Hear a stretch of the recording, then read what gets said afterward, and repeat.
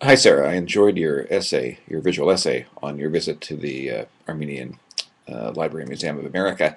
I had a few questions, a few thoughts. First, I thought you were absolutely right that there's a certain uh, challenge, really, for any cultural history museum uh, dedicated to the celebration of the cultural richness of a culture, of a specific culture, when tackling human rights atrocities and especially genocide, because of the enormous desire, as you pointed out, not to have thousands of years of culture, for example, subsumed under the sign of genocide. And I wanted to hear more about how you thought the museum tackled that question. Uh, this sort of richness, of course, that exists in the museum, exemplified by material culture, everything from contemporary visual arts to very old textiles and sculpture and so forth. Uh, and does that help us explain why there's a sort of relative paucity of artifacts in the genocide section, in the genocide memorial?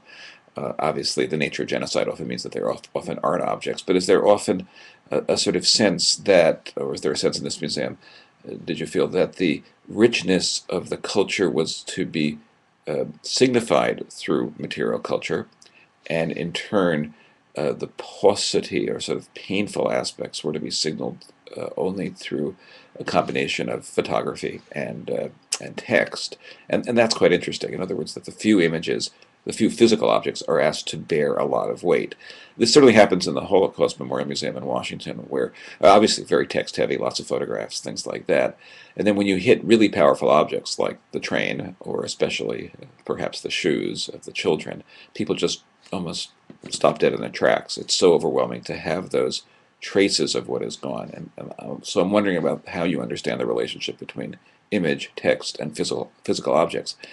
And secondly, I did want to raise some questions about your own use of photography in the of certain photographic images in the essay, which I did think was problematic and probably needs to be rethought in your next version. I mean, what does it mean actually to use a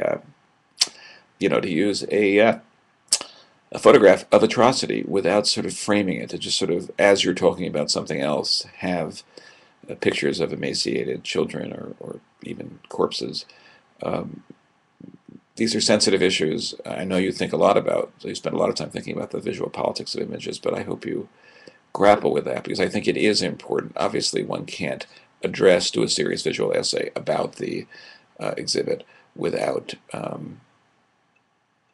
tackling those difficult pictures, but maybe you want to talk about what does it mean to use a picture of atrocity. There are those that feel they shouldn't be used. There are those that, of course, at other exhibits have them behind curtains and so forth. Uh, how do we balance the problem of voyeurism, the problem of disrespect, and the necessity of documenting, of course, crimes against humanity, for which photography is very powerful? But still, a really great, interesting essay, and perhaps you want to revisit it in some ways and come up with a sort of new take, maybe zeroing in on some of these challenging issues. Thanks.